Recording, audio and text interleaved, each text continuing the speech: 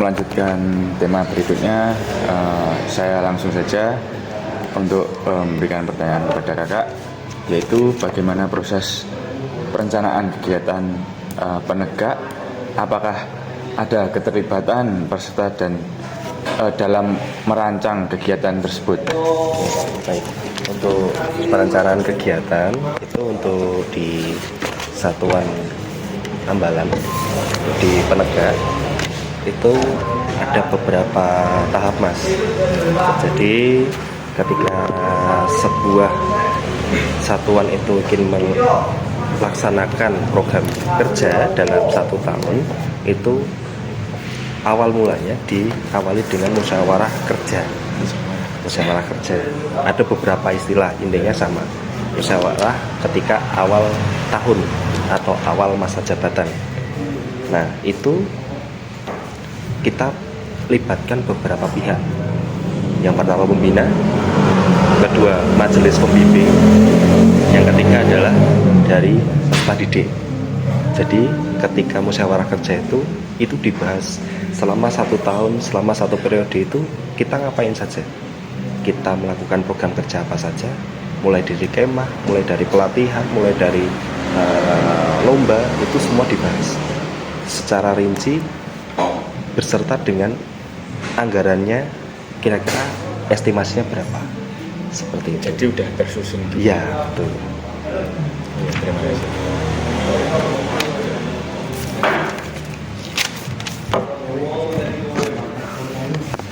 Oke Kak, untuk selanjutnya apa tantangan yang biasanya dihadapi dalam pelaksanaan kegiatan pramuka, itu khususnya di penegak dan di kuartir, ranting ataupun cabang.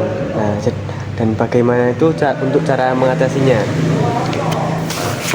Kalau seperti bicara hambatan atau mungkin konflik yang terjadi di penegakan, terutama di kegiatan kuartir, itu ada beberapa, Mas. Salah satunya ketika seorang peserta didik itu moodnya itu berubah-ubah.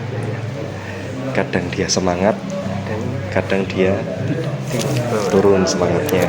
Ya, kita seorang pembimbing atau kita seorang pembina, kita tentunya memberikan dorongan, kita memberikan semangat, kita memberikan sebuah tujuan.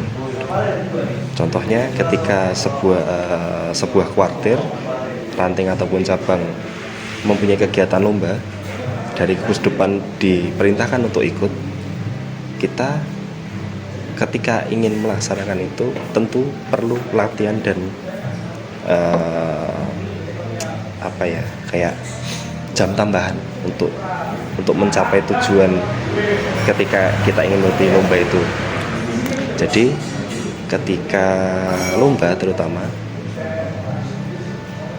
kadang yang dihadapi itu peserta capek.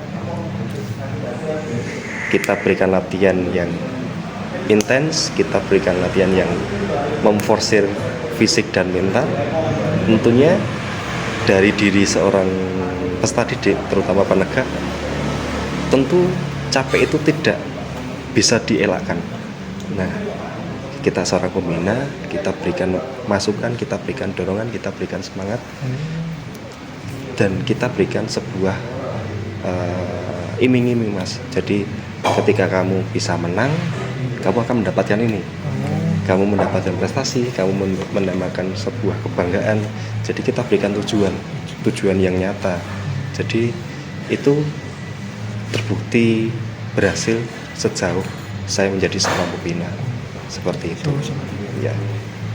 Oh ya, ini gini Kak, ini pertanyaan berikutnya. Apakah kegiatan yang diadakan di kuartir, ranting atau cabang turut melibatkan anggota pramuka dari gugus depan lain, dan bagaimana kolaborasi ini bisa dibangun? Oke. Ketika sebuah kuartir, ranting ataupun cabang mengadakan kegiatan, pasti ada beberapa pihak yang dilibatkan. Tidak hanya 1 gugus depan, tidak hanya 2 gugus depan, ataupun bahkan 3 gugus depan. Banyak sekali, Mas. Bahkan dari anggota dewasa pun ada. Nah, jadi dari beberapa gugus depan itu tergantung kegiatannya seperti apa. Ada yang kegiatannya bersifat kompetitif atau ada yang bersifat persaudaraan. Jadi dari kuartir itu memberikan sebuah tema. Ketika sebuah kegiatan itu bersifat kompetitif, berarti setiap gugus depan itu bersaing untuk menjadi seorang juara. Ketika sebuah kuartir itu memberikan tema persaudaraan, berarti semua gugus depan itu melebur menjadi satu, melaksanakan apa tujuan dari kuartir itu. Ada juga yang bersifat sosial, contohnya bakti masyarakat atau mungkin bersih desa atau apa, itu bisa dilaksanakan dari kolaborasi beberapa pihak, terutama gugus depan, dan mungkin bisa dilibatkan dari orang dewasa seperti itu. Ya, siap Pak. Ini pertanyaan yang terakhir, ini tadi yang ketiga. Kurang lebihnya mohon maaf ya. Assalamualaikum warahmatullahi wabarakatuh. Waalaikumsalam warahmatullahi wabarakatuh.